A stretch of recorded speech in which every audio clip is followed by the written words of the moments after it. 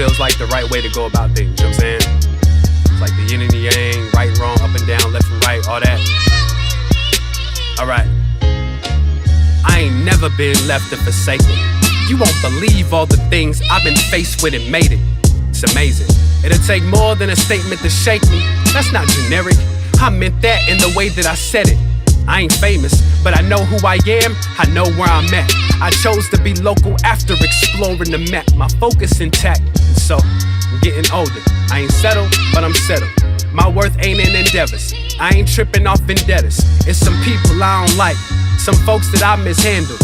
Sometimes it was on purpose, sometimes it was on accident. Sometimes I'm the victim, sometimes I'm the distraction. Sometimes I'm the Joker, sometimes I'm the Batman. But you live and learn to be okay with it.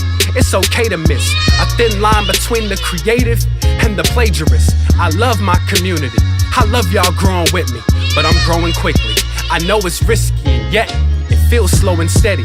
I can't put my finger to it, but it feels like death when you're in it. Ay, but once you're through it, I can show you how. Empathize, a different kind of influence, not one that you can package as content for the use. It's close to impossible to disciple and go viral. I can't put that on my wish list. I got 2 kids in high school, not sure what I'm searching. Once I find it, I'll define it, and then I'll know if it's mine or if I'm supposed to assign it. Sometimes it's not my moment, sometimes it ain't my time. Sometimes it ain't the will, sometimes there is no sign. Sometimes it ain't my passion, sometimes it isn't God. Sometimes it is my habits, sometimes it is my pride. But you live and learn to be okay with it. Adjust and make the shift, complain and make the change. Despite which way, there ain't no victims. Strive to stay alive, success is often in living. Find that balance between what's depicted and what it isn't. That's the gift. Yeah.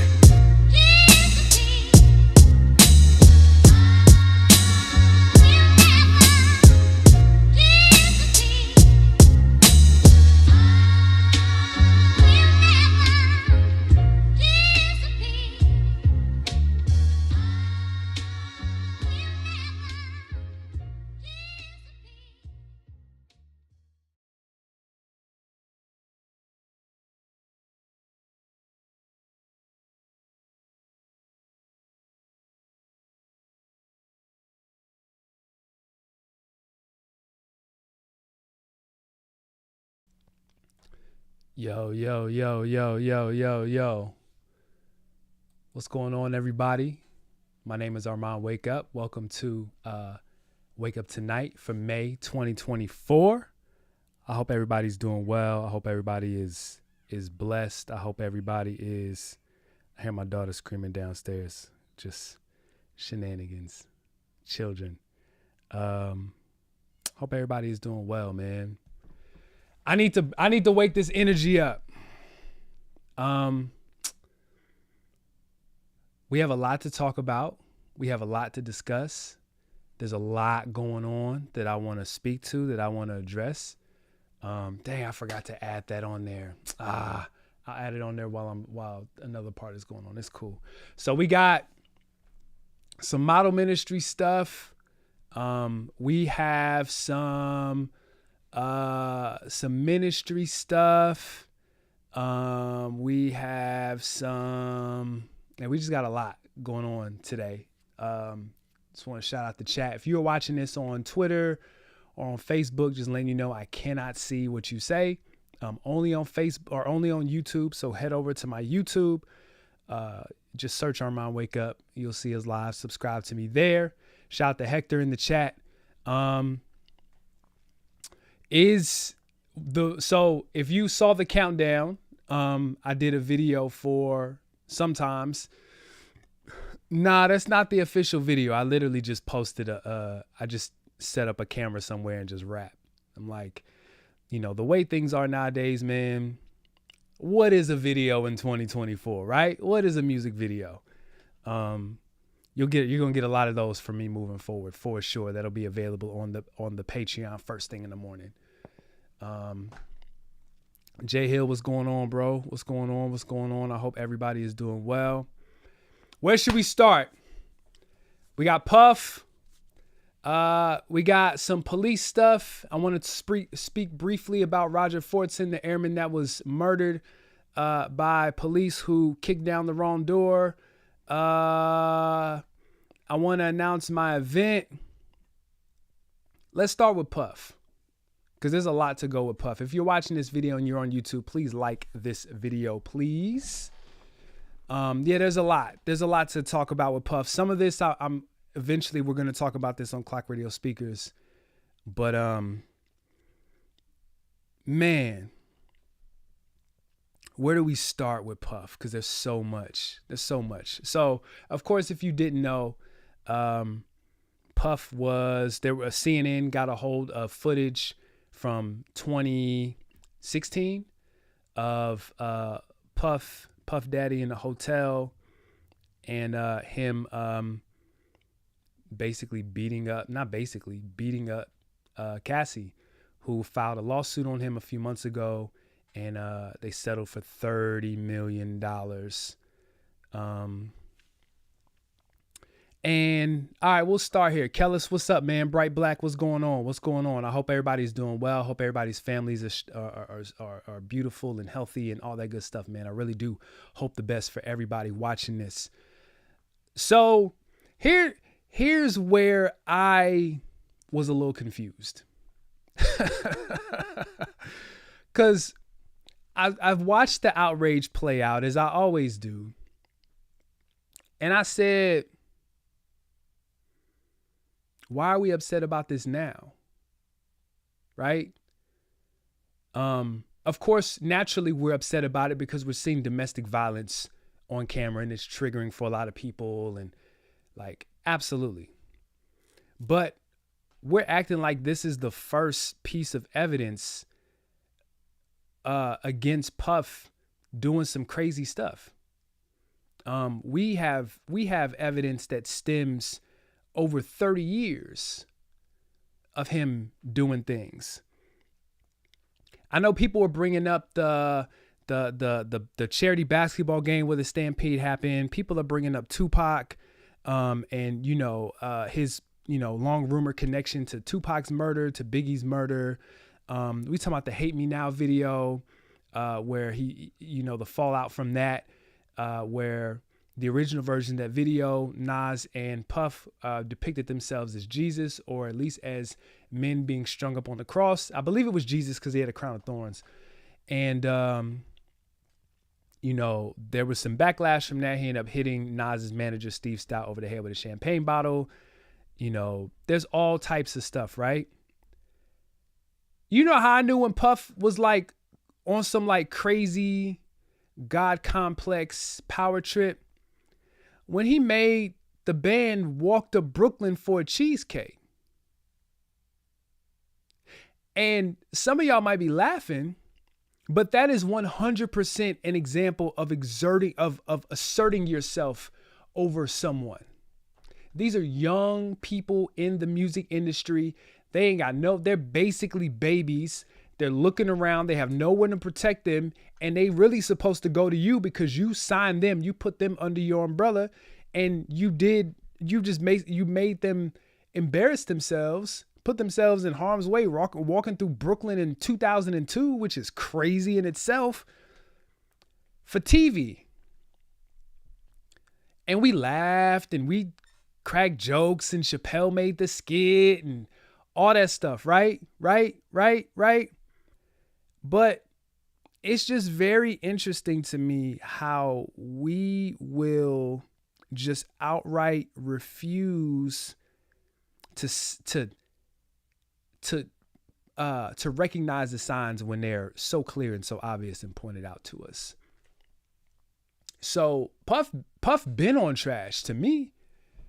And I'm just shocked that now we have to see something as aggressive as him beating up a woman for people to be like, oh, I'm off Puff. You know what I'm saying? Like, listen, we all made a choice, and that was a continued decision. And for me, the biggest takeaway from this Kendrick Lamar and Drake battle is that people are not well. People are not doing okay.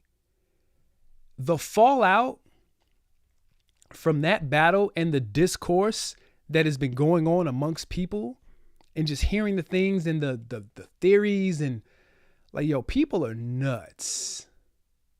And people see what they want to see and hear what they want to hear. And in this age of misinformation, I said for years, I said a few years ago, we were in the age of information, and now we're in the age of application. But in the age of application is the rise of misinformation. And there is no checks and balances, no signs for anything to be what's right, what's wrong, what's up, what's down.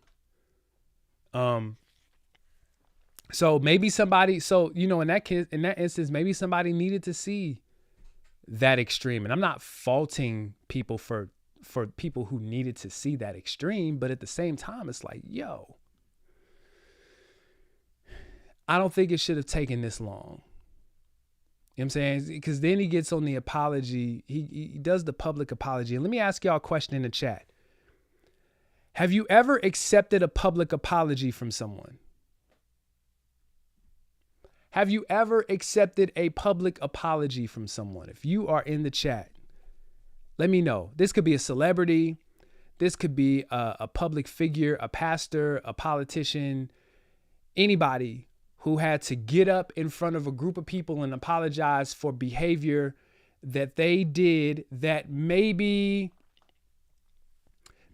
could have possibly affected you. Maybe. Because none of this stuff, all this stuff about Puff like doesn't affect me at all. Not directly. You know what I'm saying? So for you to put your phone up and tell an apology, like, you not apologizing to me, you ain't hit me.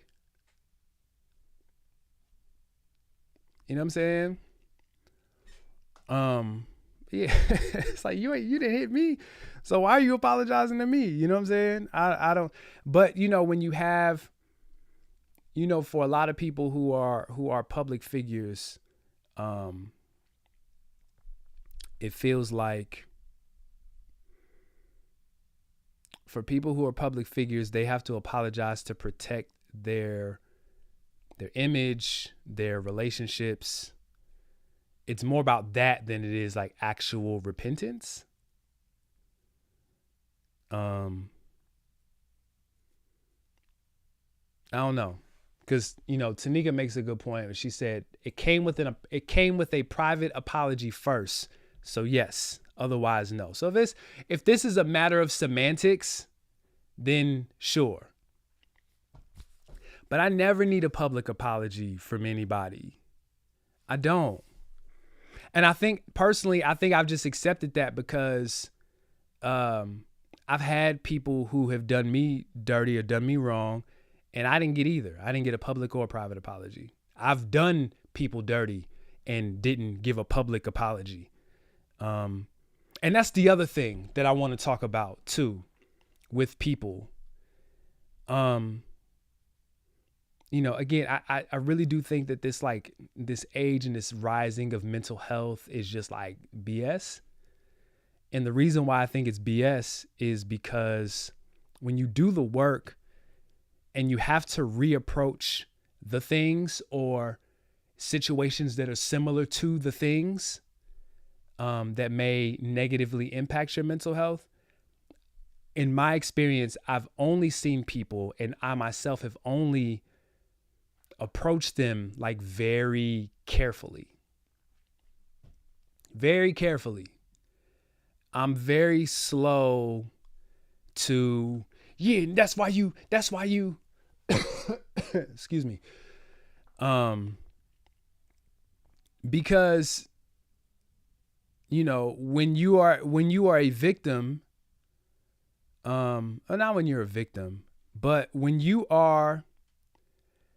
the gun is on you, that fear that shoots up your spine, that takes over your body, that's not a fear that you wish on anybody else, especially when you've gone to like do the work to be better emotionally.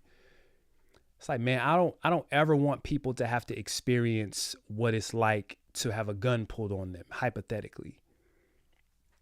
So what I'm going to do instead is make sure that I address the situation directly, but I don't want to scare or trigger or, you know what I'm saying? I'm not gonna, the term I learned today was virtue signal. You know what I'm saying? I'm not gonna position myself as a beacon of morality.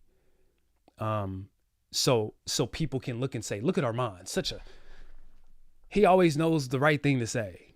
You know why I know the right thing to say? Because I've done the wrong thing a bunch of times. And thank God that, I guess I'm going to attribute it to the Holy Spirit, has allowed me to experience the totality of situations to make me say, I don't want that for anybody else, be it celebrity or person, even people I don't like. As I'm deconstructing and reconstructing, and that's a whole other conversation, I'm not mad anymore. And even when I was mad, I don't want any harm or anything bad to come to the people that were in that space. You know what I'm saying? Like, I don't want anything bad to happen to you. I don't want you to get, I don't want them bad to happen to you.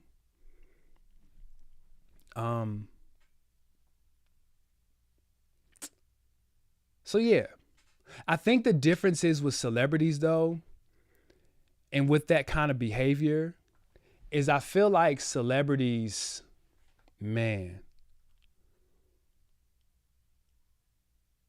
I feel like in many instances they are above the law. And when I see this situation play out, when I see the apology, when I see this stuff, and people are like, well, why is he apologizing? Why is he? He's only had to worry about image. He's only had to, people like that. Think about the hotel room, right? The question was, well, why was the hotel holding this video for 8 years? Because there's an entire ecosystem of those hotels that celebrities stay in that got a whole bunch of shenanigans on tape, and they got it on tape because they want to like protect the safety of the people who visit there. Yeah, sure, maybe. But also, they want to make sure that they themselves are not held liable if some shenanigans go down. And then number two, if something does go down, it's an opportunity to make money. We live in America, y'all. Come on. You know capitalism was going to show up somewhere. You don't think Puff, I mean, it's pretty much an open rumor that Puff paid the hotel.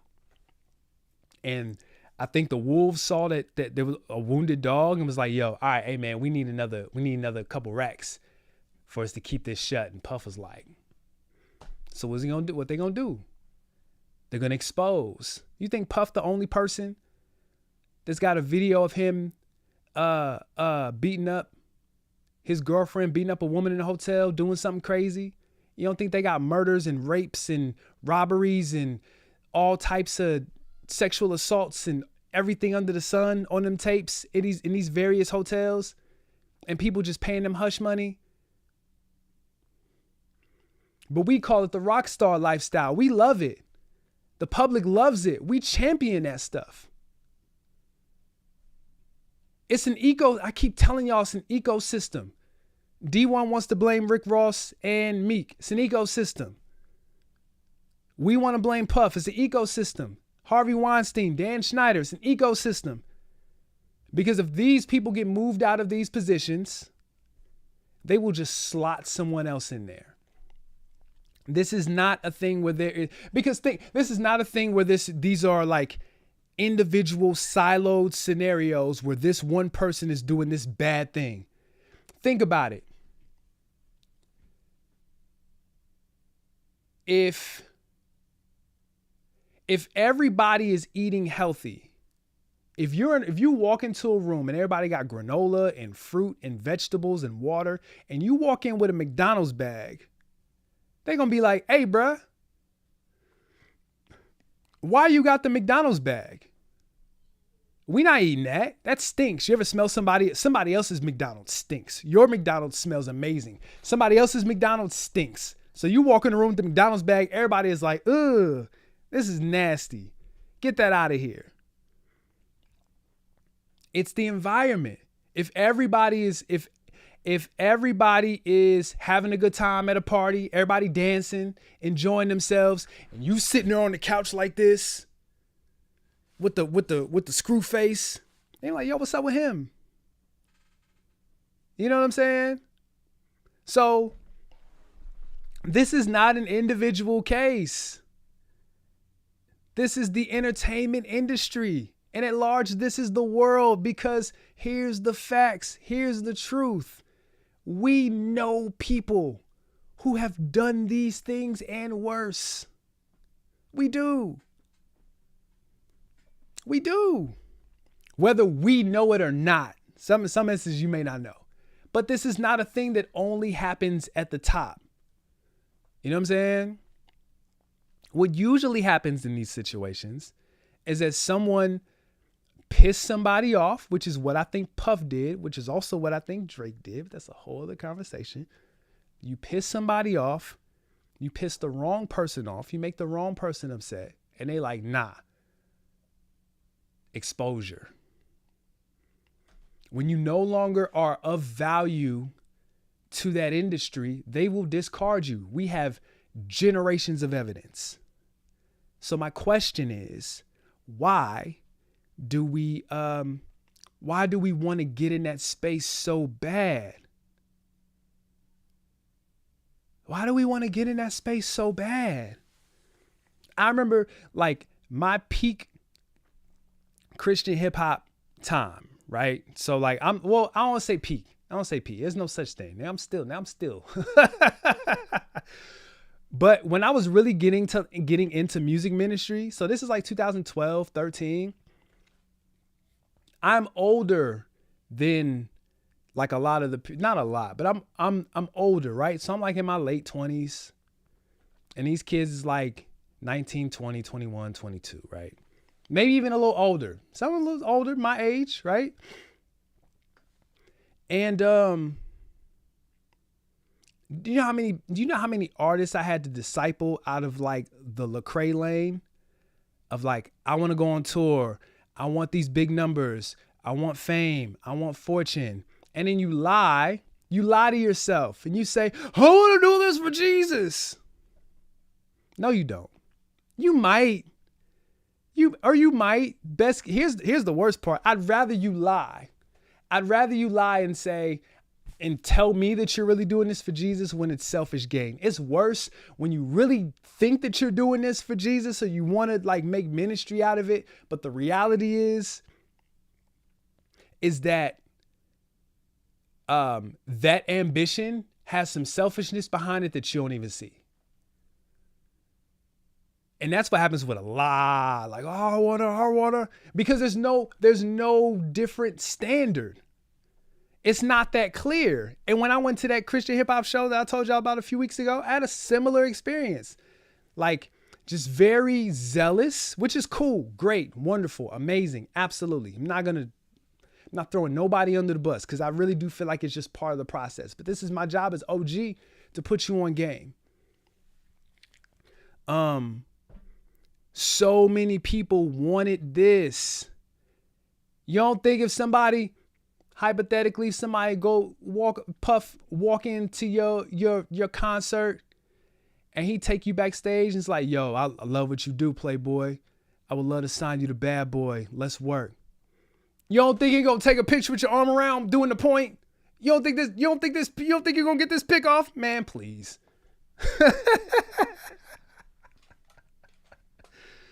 Man, please. You gonna take that pic so quick, post it on Instagram? You crazy.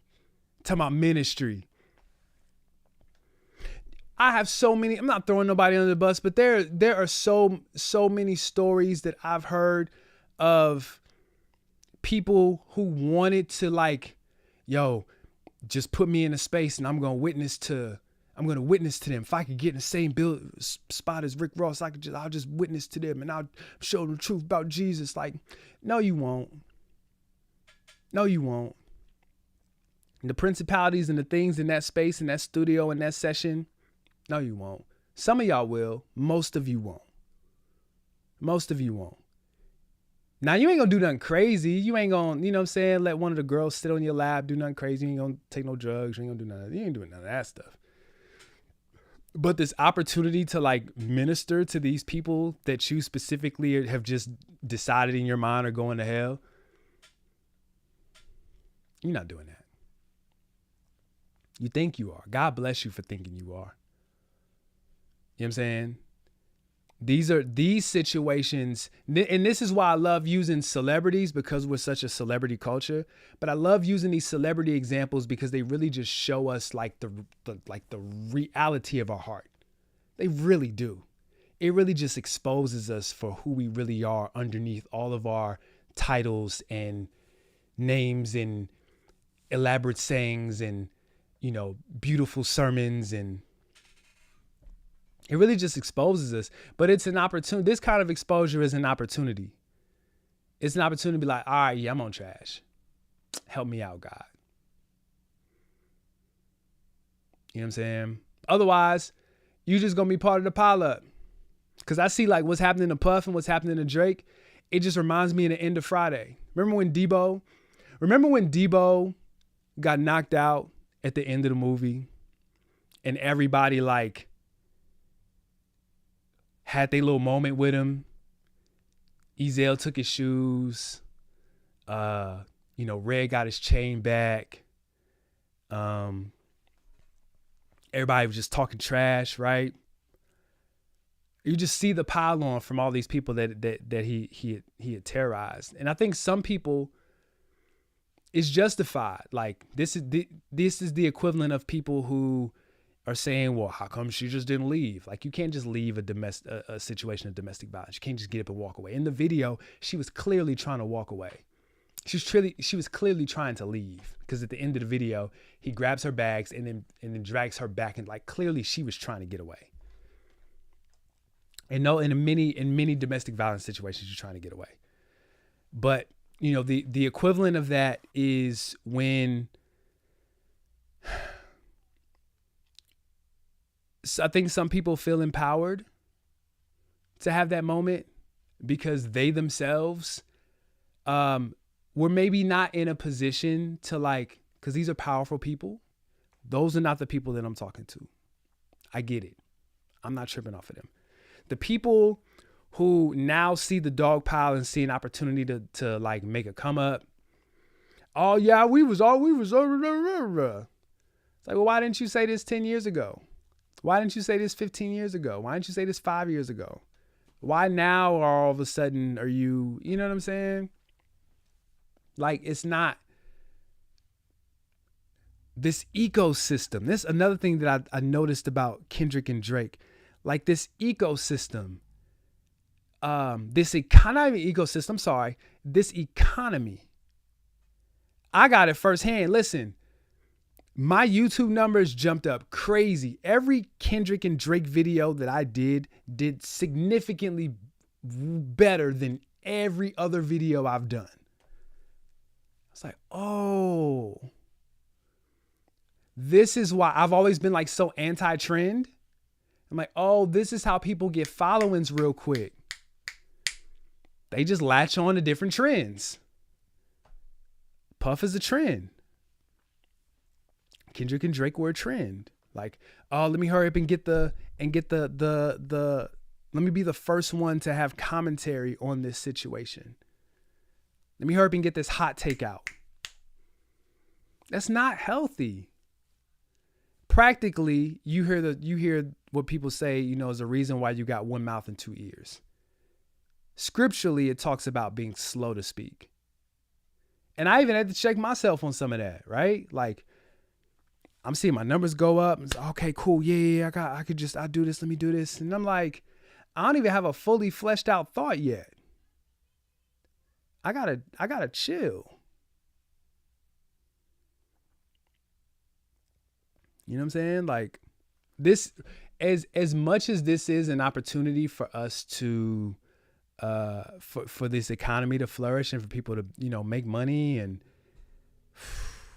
this is also an opportunity for us to chill. I keep telling my wife this. I'm like, yo, I need to slow down. I'm doing a lot. I'm tired. I need to chill. I keep telling her that I need to chill. After this stream, I'm going to chill for a little bit. I need to chill. But I got an event. in 2 weeks. I got to get ready for that. Then I got summertime. My family, I just always got stuff. I'm like, yo, I need to chill. Because it's very easy to get wrapped up in and then become a part of. You know what I'm saying? The last thing I want to say about Puff before I move on is I'm hearing some people talk about, jokingly, but I think they're serious. They talk about the Christian rebrand. So people are saying like, all right, yeah, Puff gonna link up with TD Jakes and the Christian rebrand is gonna be crazy. And I'm like, oh, these people are really, they think the Christians are naive. And I wonder if they looked at Kanye and assumed that they're like, okay, well, y'all act like this because we're saying this because of how you treated Kanye or how you were acting towards Kanye. And I think there's such a difference. There is some similarities, but I do think that there's a difference with that. I also think that these post-pandemic believers, they different. These ain't your grandmama's Christians, man. Like, folks is not for the malarkey and not for the shenanigans. They are not for the BS. It's not gonna go down. It's not gonna go down. I think that with Kanye, though there was some celebrity worship, I've said this, and I do wholeheartedly believe that he had an encounter with Jesus. I think he had a couple encounters with Jesus. I really do. And I'm not even saying that because of like the language or the album. I'm not saying it at all. If anything, Donda was more proof of that than Jesus is King. How about I said that? Donda was the Christian album. Like, that was the gospel album. That was the Christian album, whereas Jesus is King was like the Christian hip hop album. That was the paint by numbers. But that's the good thing about deconstruction, man. It's the good thing about like asking questions and just seeking out truth on an individual level. Is it just makes the shenanigans all the more evident. All the more evident. Yes, Hector, and let's be specific for the Christians or for the people who stayed after deconstruction. What I've noticed, and I'm gonna move on, I've just recognized that I don't think that my deconstruction is ever going to be over. As I'm detangling, I'm getting tangled up in other stuff. I'm just like, I don't think this is going to end anytime soon. I thought that this was a season of deconstruction. Like, nah, I'm always going to be asking questions. God don't answer all my questions. God has answered very few of my questions in this 6 years of deconstruction. Very few. So who am I to think that with the few answers that he has given me, that will be enough to detangle me? It's not. I don't know what's up with me today, but I just feel like being very authentic with y'all today. It's not. My only thing was, I say, yo, when I deconstruct, when I go through this, I just want to make sure that I don't leave the faith. Because that's the only kind of deconstruction you hear people say. They just leave and then they just be like, they just leave. And I'm like, I don't want to leave. I don't think it's necessary for me to leave, but I do think it's necessary for me to ask these questions. You know what I'm saying? So, I don't know. I just said a lot, Jay Hill. So an example, an analogy of what? It's crazy, man. How's everybody doing in here? Everybody good? Everybody cool? Everybody straight? Have you liked this video yet? I hope you have. What's going on with the game? I don't know. Soon as I get this clarifying question, I'm gonna transition into model ministry. But you're absolutely. Let me see what y'all got to say. Let's go through here. This is a great. Hector said, a pastor friend of mine made a point about this. These are the powers and principalities that we fight against. Absolutely. Absolutely. You know, I don't believe the devil has a pitchfork and horns. Like, I just think the devil shows up as, I think the devil is beautiful. Like physically, like physical appearance. I believe that the devil is very alluring and appealing. I just believe that a physical manifestation of Satan would be appealing to most people, because pitchfork and horns, it's not appealing. It's not appealing, but you know, a handsome man or a beautiful woman, or, you know, yeah, of course, you're gonna be like, ooh, be like the Jungle Book, like the circles, start looking into the camera, you know what I'm saying? Like, not realizing that this is a power to principality. Help. You know what I'm saying? There you go. Hector been dropping gems. I know where you've been at, Hector. You've been in the dojo, man. When you know the depth in the bottom of the barrel, you try hard to stay away from anything that sends you closer to the bottom once you're aware of how easy it is to get back there. Absolutely. Absolutely. You become one with the mess. You really do. It's like on some like Karate Kid stuff. You become one with it and you just learn like, you know how it triggers, you know its voice, you know what it loves, you know what it hates, you know how to wake it up, you know how to settle it and put it to sleep, you know how to slay it for a little bit, you know how long to let it linger before it starts, you know, it revs back up. Absolutely. It's amazing how that works. Amazing how that works. Oh, all right. So it says an example of how you feel like you'll always be deconstructing. Can you give us a real world example of something you've been tangled up in recently? I just believe that questions open up a door to more questions. It's like in a video game where you get a key and you unlock a door. And then like, now it's a room that you've never been in before. And now you're like, oh, what's in here?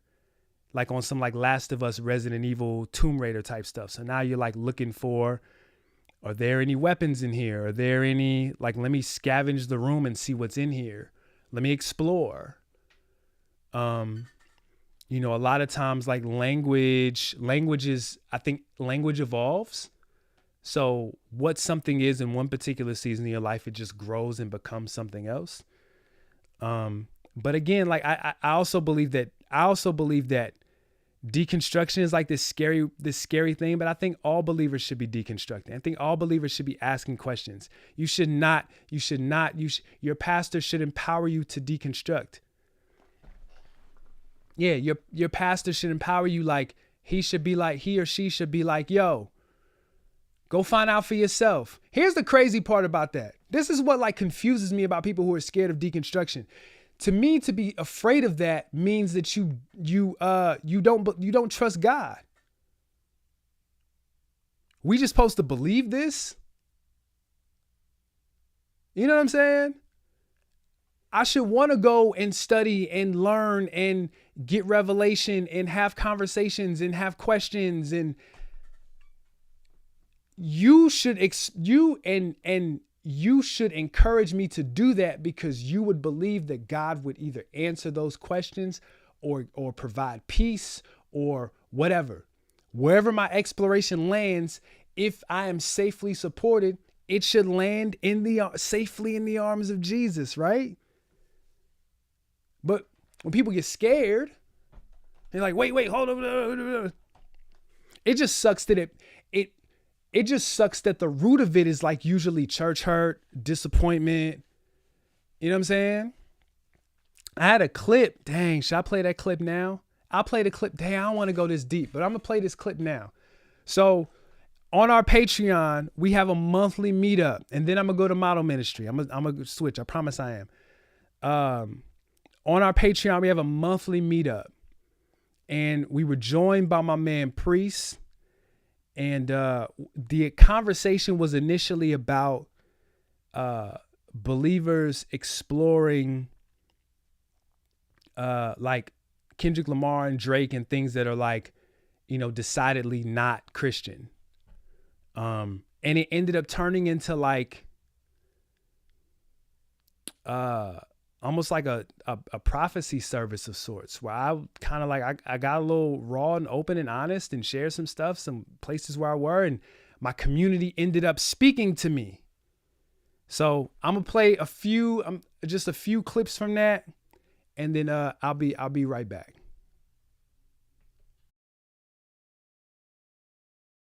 I've gotten to the point in my walk where like now I'm angry with God, and I'm realizing how angry I am with him. And it's almost like scaring me a little bit.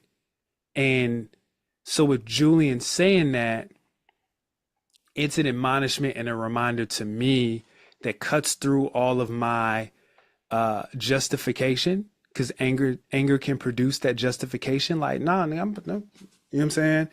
It cuts through that and it says, this is an opportunity for God to meet you where you are right now as a believer with, as you said, P, skin in the game. I've been doing this for a long time. This is the thing that sucks about so many things. There are so many coaches and books and how-tos for people who are just starting. Mm-hmm. There are no how to stay married in year 10, year 12, year 8, year 15, right? Like the assumption is that if you've got that much time in it, you know what you're doing. And it's like, no, you don't. No, you don't. And so for the mature believer, for someone who has been doing this for a long time, it gets harder for us to keep up with the basics. One thing that I've seen that's a commonality, like across time, the people who were left as examples for us, people that we have in the scriptures and the people that we've seen in history, even if they were like terrible people who couldn't watch children's church at your church, like King David is such an one. He wouldn't be able to watch children's church. He wouldn't pass the background check at your church. There's just no way. It's never gonna happen. But it's the one thing that's really, really clear though about those people, whether they were good people or bad people, the thing that God seemed to acknowledge about them was that regardless of their circumstances and regardless of how messy they were, the note that informed their lives was that they wanted to be his persons, his individual persons, no matter what kind of difficulty they were going through, no matter what kind of good times they were going through. And you get to see the measure of that, especially in the instances where folks repented and stuff. If you are who I believe you to be, then I shouldn't have fear in being able to, allow you the reins. Same thing, like Shane was saying, right? If he's too big to be questioned, then he's too small to serve. It's like, nah. Let's have it out. You know what I'm saying? Like let's talk it over and let's see what comes out of that. And I trust you with that, but I'm gonna do it with you. I feel like the fact that you could even be angry at God is proof that you believe he's good. Right? Because if you did not, then you couldn't have an anger at the fact that things aren't as you believe they should be. Yeah. Right? That hints to the fact that underneath everything, you ultimately believe that he exists and that he's good. And so the frustration comes from the fact that you don't see what you believe. Yeah. Damn. All right. That's a bar.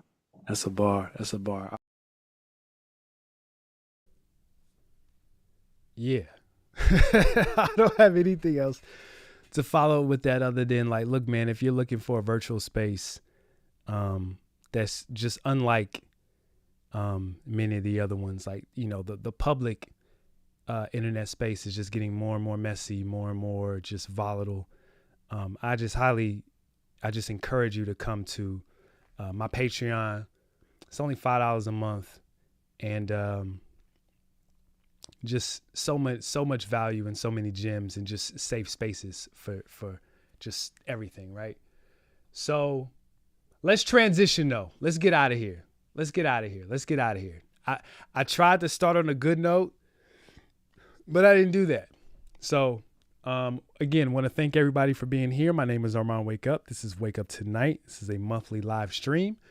If you are watching anywhere else, head over to my YouTube. That is where the conversation is. I cannot see your commentary on Twitter or Facebook. So yeah, let's get into some fashion stuff, man. Hold on. I want to post this. Hold on. I want to post this, my flyer. Hold up. I want to share my flyer before I get into that.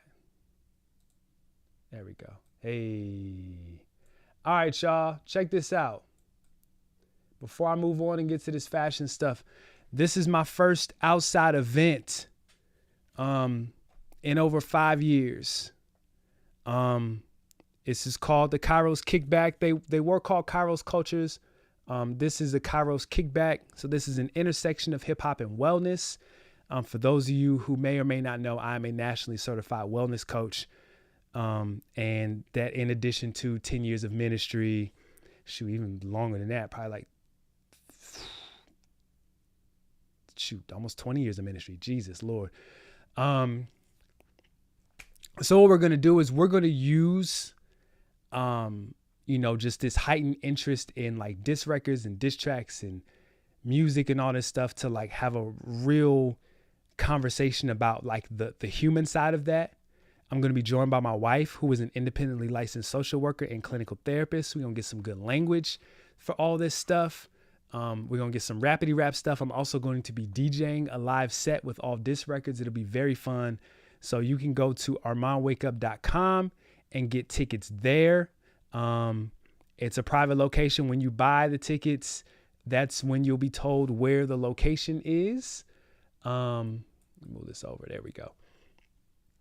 And it is in Ohio. I had somebody ask me if this was going to be virtual or if it was going to be in another state. Nope. It's here in Columbus, Ohio. We do have people flying in, so don't feel weird about looking for tickets and flying out. It should be a really, really good time. So hope to see you guys there. Again, ArmandWakeUp.com for tickets. Okay, let's get into model ministry, man. I'm just going to let the video talk, but these are my 2024 summer essentials. It is getting hot outside, and I find myself wearing the same clothes. While this video is going on, I would love for you guys to like comment and talk to me about like where you guys at with fashion, if you care. Some people don't care, but where are you at? Are you leaning into certain brands? Are you buying? Are you selling? Do you know what your style is going to be for the summer? Like what are you doing? Because at the beginning of the year, I don't know if you guys remember, but my homegirl Lauren and I, we did a 90-day fashion fast. We didn't buy anything. Well, we bought some things. We kind of broke the fast a little bit, but a lot less buying, virtually no buying for the first 3 months. And it was a drastic mindset shift. My wife was just telling me this today. She made a note. She's like, man, I've never fasted and like regretted it. And it's so true. So with that, that has caused me to not want to keep most of my stuff. Hopefully either, by the time the end of the summer or something like that, like all this stuff is not going to be behind me. I'm gonna get rid of most of these shoes and I just have too much stuff. But anyway, we're going to get into this video. It's about 15 minutes. Where we at? Here we go. What's going on, everybody? Welcome to another episode of Model Ministry. Oh my God, I haven't. Wait, hold on. World premiere. This is a full video. This won't be on the channel until later. It is on the Patreon. Okay, let's rock. Done this in a very long time. And let me tell you why. My style has changed tremendously. My relationship with clothes has changed tremendously. I am currently in the process of getting rid of about 75% of my wardrobe. And just for context, we got all these sneakers here in the back. You can see some of the collection. I have a closet here in my office. I've got my closet in my bedroom, and I've got storage. I'm getting rid of most of that stuff. Why? I'm not wearing a lot of it. It doesn't jive with the current state of who I am and who I'm growing into as a person. It doesn't fit, and I just don't need a lot of these clothes. So I'm giving a lot of them to my son. I am throwing some away. I'm donating a lot of it, and I will be selling some. So stay tuned for that. So we're not here for that. Today we are here because the weather is finally breaking. Summertime is pretty much here, and I want to share with you guys some of my summer essentials. What am I going to be wearing a lot this summer? Because I'm getting rid of so many clothes, I have these go-tos that I wear all the time.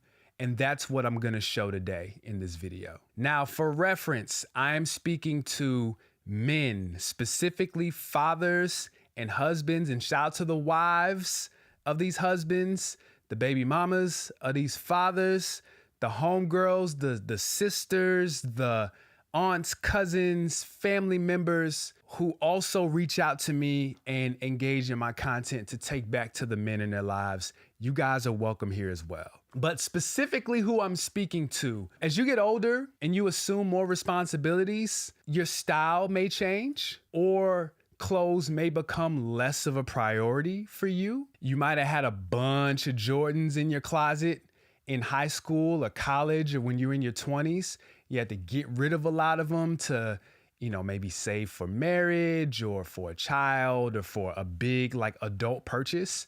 And now that you have a little more space, a little more discretionary income, you're trying to figure out how to get back into it. And you find yourself just wearing plain tees that you had from 10 years ago, or plain tees from Walmart or Target, and there's nothing wrong with that. You're dressed like you're always chilling and you want to elevate your style a little bit. I'm your guy. If you don't fall into that category and you don't like anything that I pick out, it's just, this ain't for you. There's a million other style, hype beasts, suits, whatever your bend is, there is something on the internet for you. It's just not me. So for reference, I am 6'5" and I'm just under 200 pounds. So I am tall and I'm slim. And just so y'all know, different brands fit different body types differently. So where you shop may not be conducive to how I'm built, my frame, or just even my style cues, my style preferences, and vice versa. And that's okay. Because I'm tall and slim, you would think that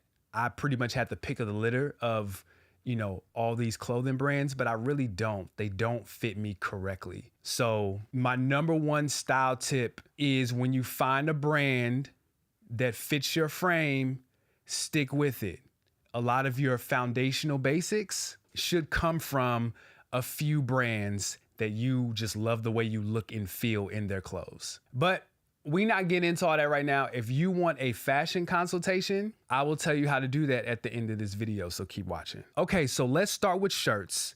And the number one shirt that I'm wearing this summer is the premium heavyweight crop tee from Abercrombie. Abercrombie and Fitch have done a 180 with their presentation, their branding, who they're marketing to. If you're a fan of elevated basics, Abercrombie is becoming the go-to for that. I can't even hold you. I really like a lot of their stuff. Now, this t-shirt is on the expensive side. It's about $40. They have a vintage inspired crop tee that's a little cheaper. And I don't know the material of that shirt. I just know that I like for my tees to be a little bit heavier. So I see the word heavyweight, I'm going to go to the heavyweight. I'll probably try the vintage inspired, but I don't like the way fake vintage tees fit on my frame. I'm not a fan of them. But like I said, they're $40. $40. Abercrombie often has sales, so I think I got mine for like $30 or something like that. The material of the shirt is very soft, and it is indeed a heavyweight tee, but it's still breathable. I don't feel hot while I'm wearing it. Some of these heavyweight tees, you're probably better off wearing them in the spring or the fall, but I've worn these in 80-degree weather and didn't sweat. You know what I'm saying? I know everybody isn't into the crop look, and I know it's really hard to get men to try trends, especially older dads, husbands, 30s, late 30s. Like, we're very much set in our ways, and I get that, but I like the crop trend. I have a bunch of stuff that is cropped, and I love the way it looks. I like the way it accents my silhouette. So a lot of crop things for me. They do have like regular size t-shirts. I don't own one, but if they're anything like this one, oh yeah, great tee. Now I'm looking for the perfect t-shirt. So if you have a white tee that you swear by, leave it in the comments. I would love to just try them out and maybe make a video on that a little later. So the next thing that I'll be wearing this summer are sets. That is essentially where the top matches the bottom. Same material, same pattern, same color. I'm so glad those are back in style. These are peak dad. These are peak husband. If you just want to get something off and you don't want to have to think too much, just grab a set.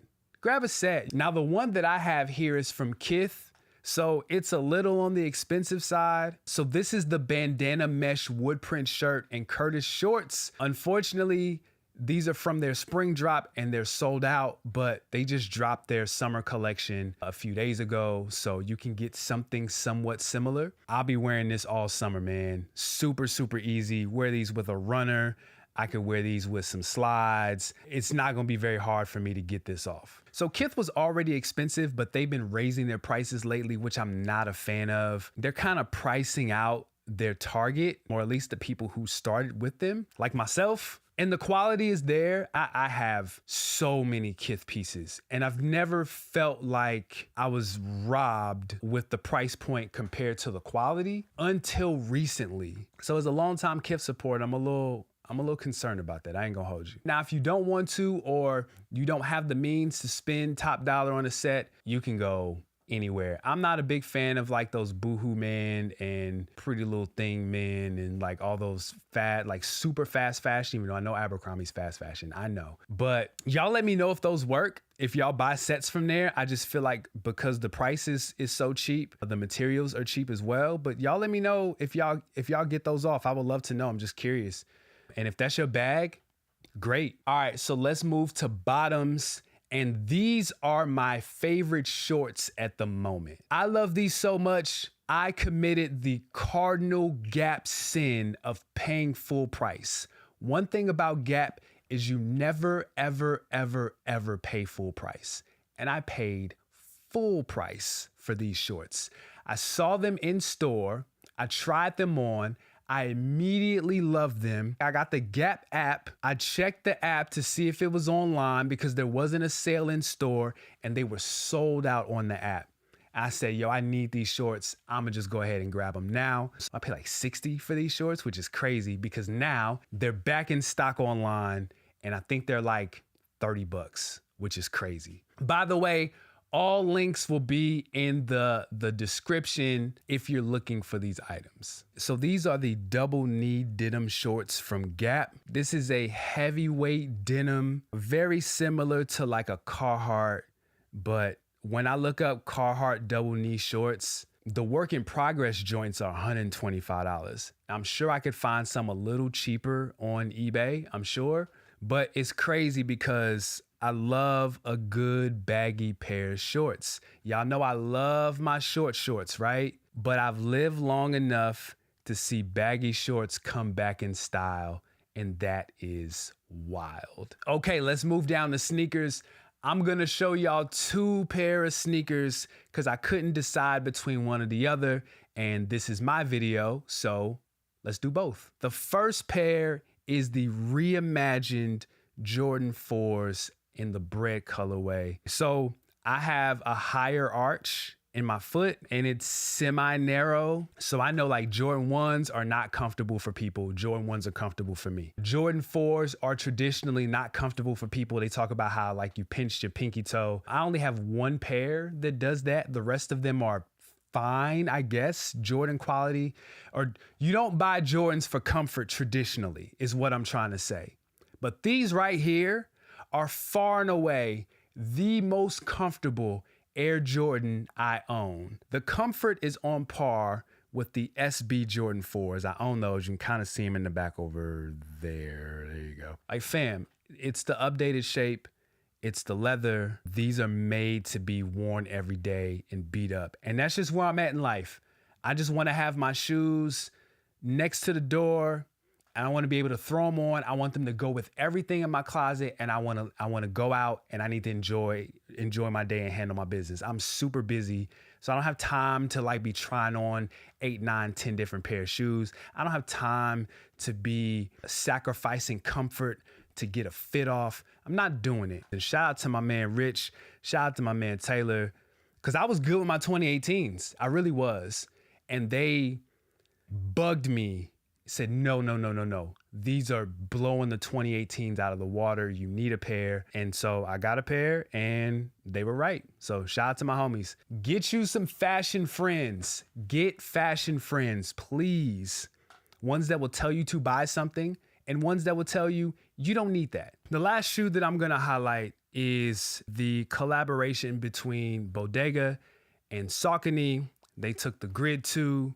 And the name of the shoe is called the Jaunt Woven. And let me tell y'all, right now, this is my sneaker of the year. I know y'all like them Anthony Edwards shoes, but they look too much like Yeezy Quantums to me. And they cool, but I'm good. These right here are phenomenal. I still can't believe they sold out the way that they did. Clearly, these resellers are down bad because Jordans are no longer reselling the way that they were a few years ago. So I don't know on what universe y'all thought that people were going to pay $300 for a pair of Sauconys, but that's not the case. Despite that, these right here are really, really good. They are comfortable, though they run a little small. If you can, go up half a size or do what I did because they don't have 13.5s. Wear them like crazy and they'll stretch. Everything from the laces to the materials to the neon pops, be it the neon yellow or even like the infrared hot pink right under the toe, even like the little pops of purple. Like it's such a really good shoe. I've been wearing these every day. Again, I just need a shoe that I can sit by the door, throw them on, they go with everything, and I'm out the door. Like on the lowest of keys, I kind of need a second pair. Just like my OG 1906s that I love so much, those have now become my daily beaters. I need another pair of those.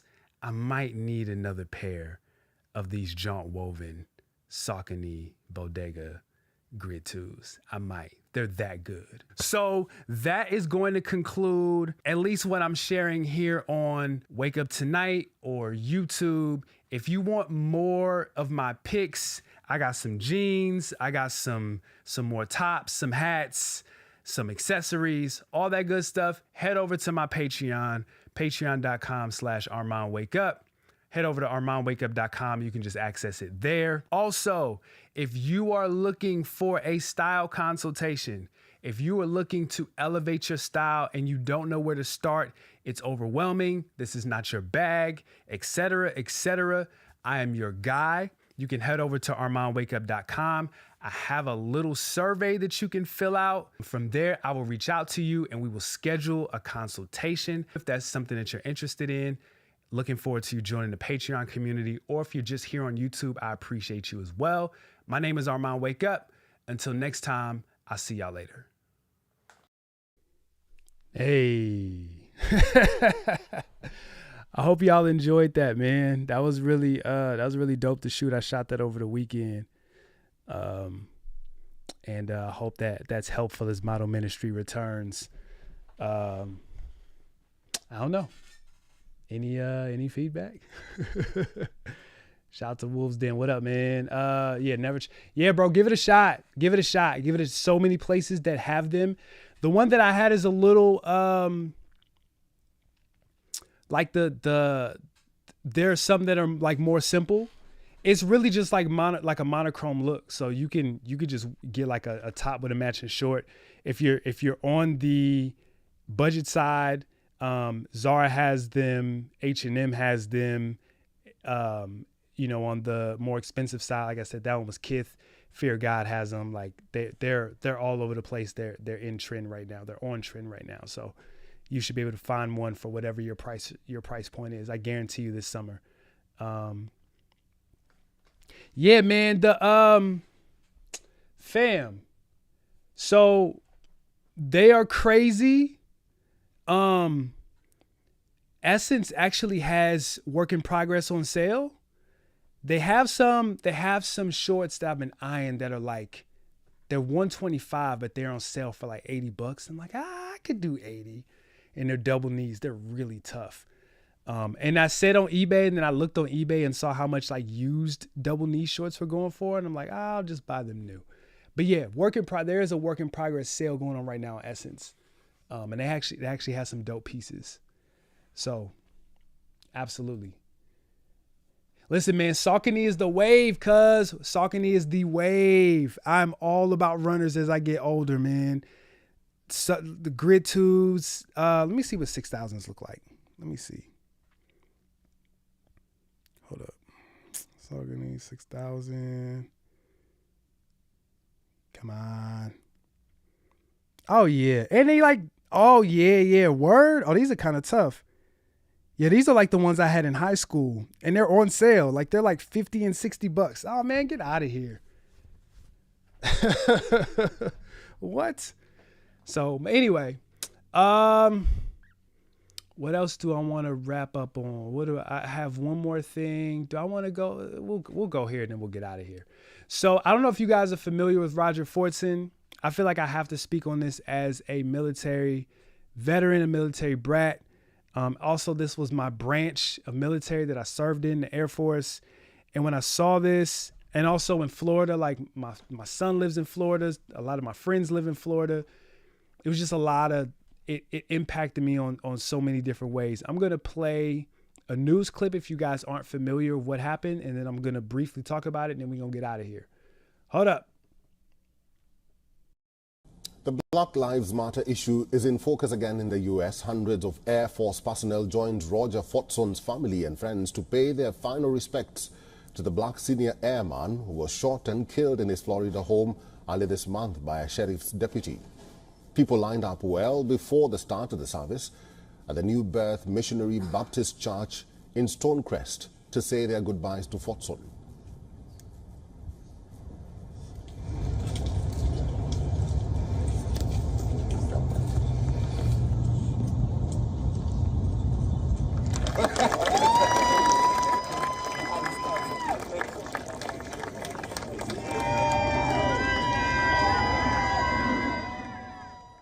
Twenty-three-year-old Fortson was shot 6 times by a deputy responding to a May 3rd call about a possible domestic violence situation at Fortson's apartment.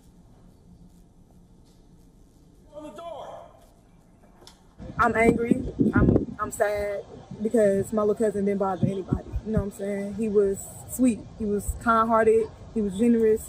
There was nobody like him, like especially, that I have came across, After the service, airmen saluted and Fortson's mother embraced mourners outside the church as his casket was carried to a horse-drawn carriage draped on the inside with gold curtains. Earlier, Fortson's mother vowed to get justice for her son, who had served in overseas combat zones. The killing is reminiscent of an unannounced police raid in Louisville, Kentucky in March 2020. Police had burst into the apartment of Breonna Taylor and killed the black 26-year-old emergency medical technician. Police had obtained a no-knock warrant to raid the apartment, mistaking it for the home of a suspect.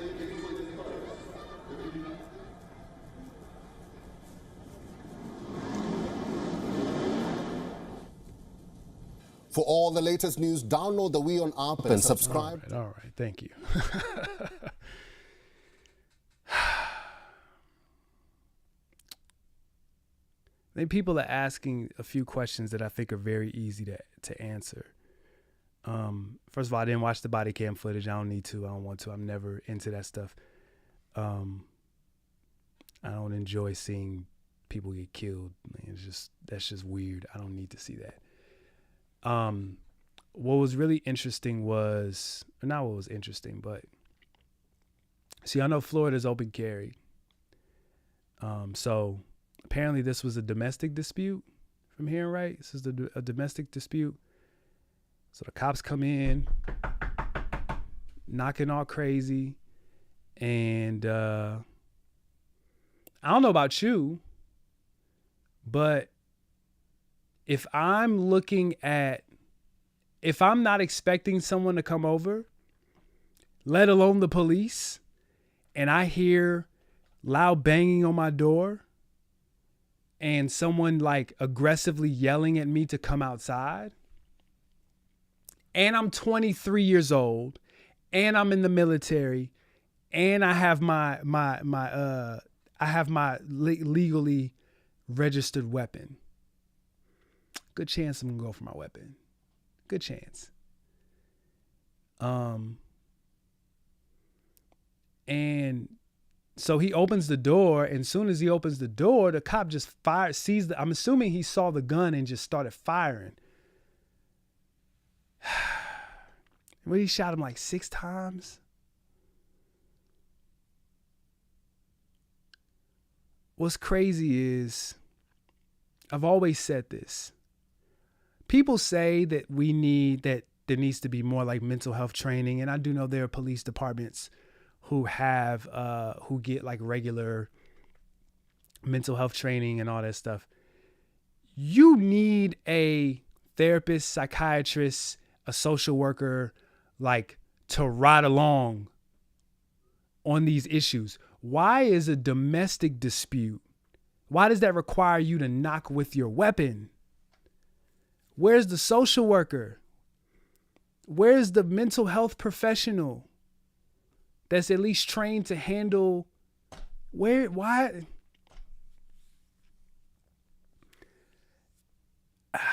The older I get, the longer that I live in America, the more I don't understand it. I don't understand it.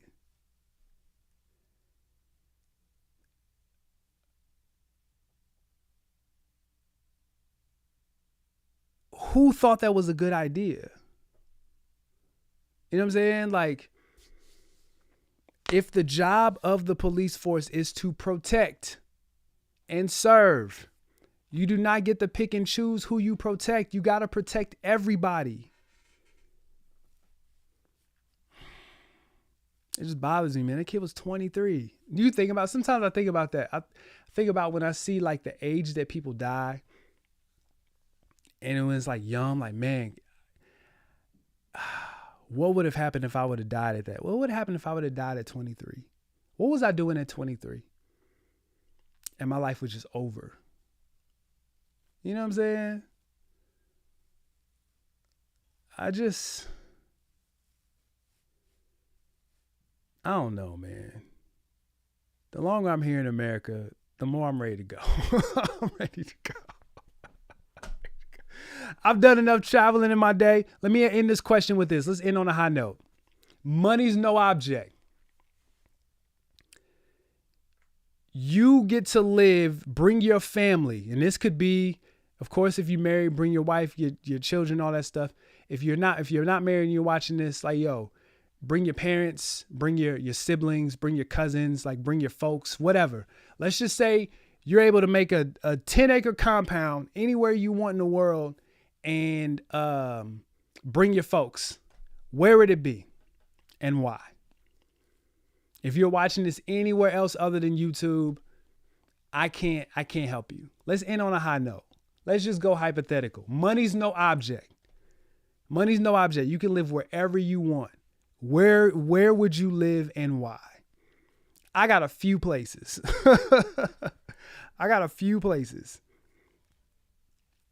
Hawaii would be very high on my list.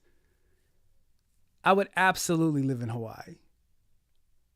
Or I would live in Japan. 100%. Or I would live in like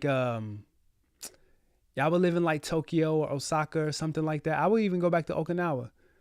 Or I would live in like, I don't really want to live in Europe. I'm good. Certain parts of Africa, I would love to go to. I've heard great things. Excuse me, I've heard great things about certain countries in Africa. I wouldn't mind living there. I'm even open to like Middle and South America. Like any place where the culture has not been robbed by Eurocentric customs and courtesies, I'm open to at least visiting. And it's still somewhat modern. Like I don't want to live in like, I want to live somewhere nice still. You know what I'm saying? I'm a little bougie. Where would y'all live?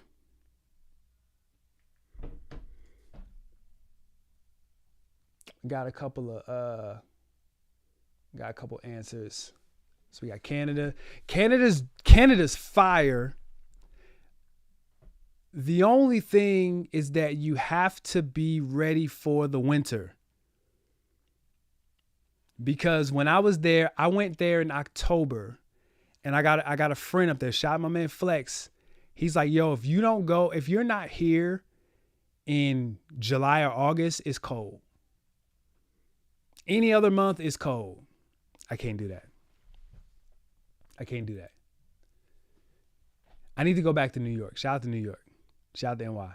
I wouldn't mind. Yeah, if money were no object, I would be like super. That would be the place I would ball out. I would get like a high-rise apartment or a high-rise condo in New York. Absolutely.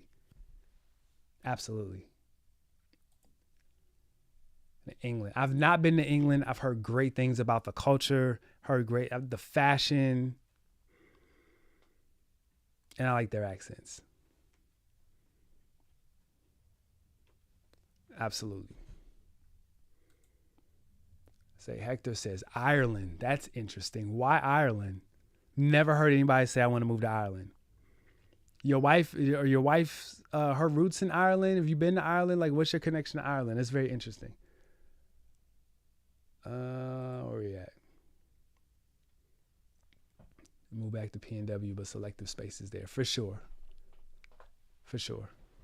Pacific Northwest. There's some. Like Seattle was really dope. It really was. Seattle was super dope. Portland is sneaky fire. Montana's, I don't know if Montana's considers Pacific Northwest. Montana's fire. There's definitely some spots in the Pacific Northwest that are fire. Yeah, of course, the coffee. Yep. My wife has been there before. That's what's up. I tried thinking about that when I was single. That used to be the question I would ask girls when I was like on a first date. Like, yo, if money were no object, where would you move to? Back then, that was like one of the ways that I vetted. Like, if you say somewhere like obvious, then like you're not, you don't have like a universal thought process. You think too small. You know, it's just like I want to move to Atlanta. I want to move to New York. I want to move nothing wrong with New York. I want to move to Atlanta. I want to move to Houston. I'll be like, red flag. Oh, you're single, man. Like all the things that you think are gonna vet a wife out for you or a partner out for you. Not most of them. A lot of them are trash. They're absolutely trash. All right, man. I'm gonna get out of here. I'm chilling. I have a long day tomorrow, so I appreciate you guys for kicking it with me on this Wake Up Tonight. Make sure you find somewhere else to connect with me. Be it on socials or on Patreon or on the newsletter, somewhere. I really do appreciate you guys. I hope to see y'all June 8th. And yeah, you guys have a great night, great rest of your time. And y'all be cool how y'all be cool, man.